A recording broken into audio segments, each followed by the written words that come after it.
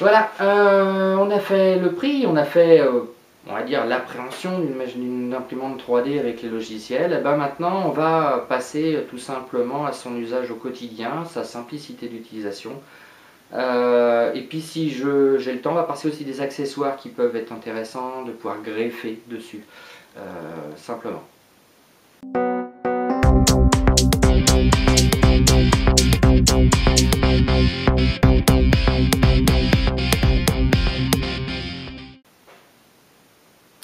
Voilà, alors disons que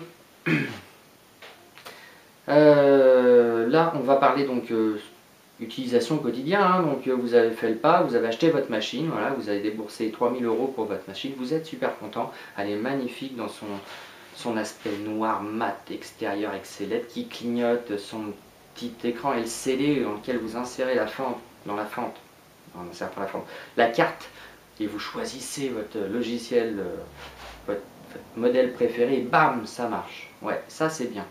Ça c'est bien, mais c'est la théorie, parce qu'une imprimante 3D ça reste une machine, et comme toutes les machines, il y a des bugs. Et toutes les machines ont des bugs. Il n'y a pas un forum où vous ne trouverez pas un bug sur une machine. Et c'est un peu normal parce que c'est quand même quelque chose qui est assez nouveau.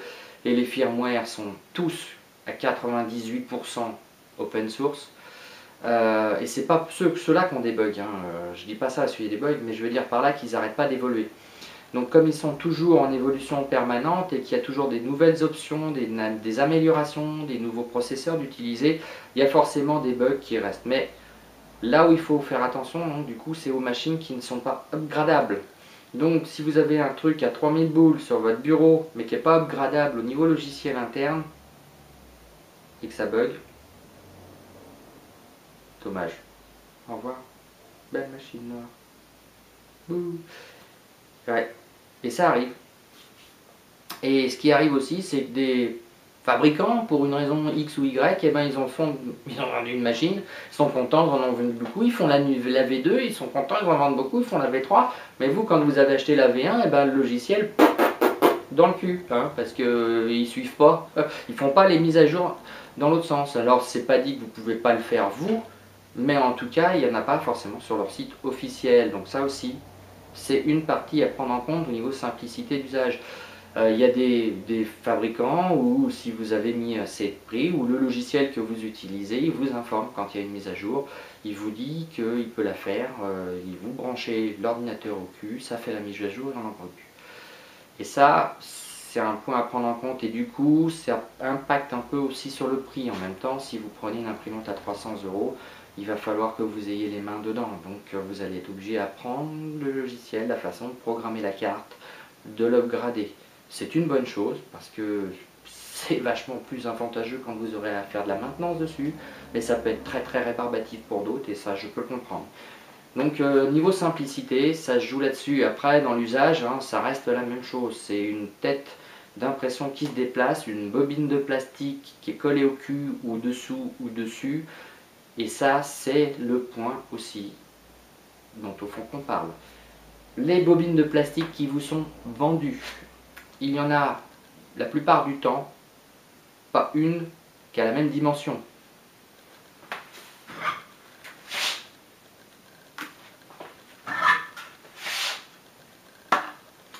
C'est pas du tout les mêmes dimensions. Alors ça se voit pas là forcément parce que avec l'effet de profondeur, mais ils sont pas du tout de la même taille.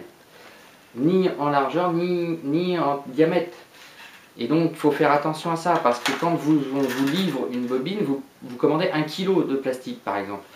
Et donc forcément vous allez vous retrouver avec cette bobine là alors qu'il n'y a que celle-là qui rentre dans votre machine.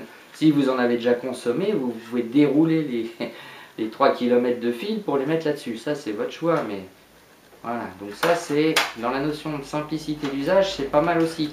C'est un point important. Donc il faut que la bobine, vous puissiez la mettre soit, enfin n'importe où au niveau de la machine, mais qu'elle soit pas forcément encapsulée dans un rack ou dans un truc qui vous empêche d'en mettre une plus large ou plus grosse.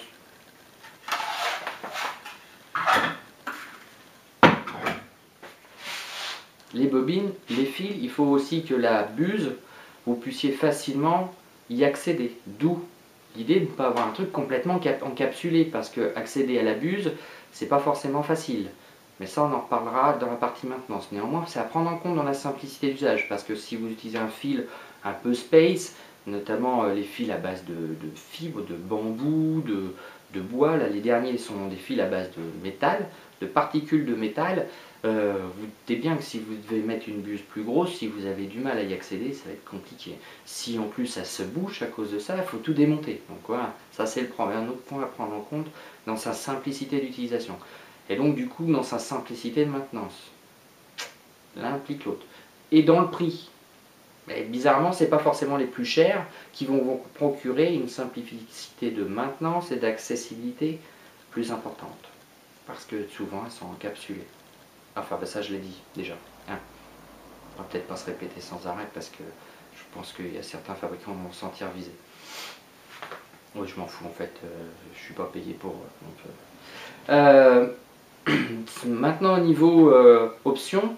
Vous avez des options qui sont très très pratiques, donc j'en ai parlé, le bed leveling.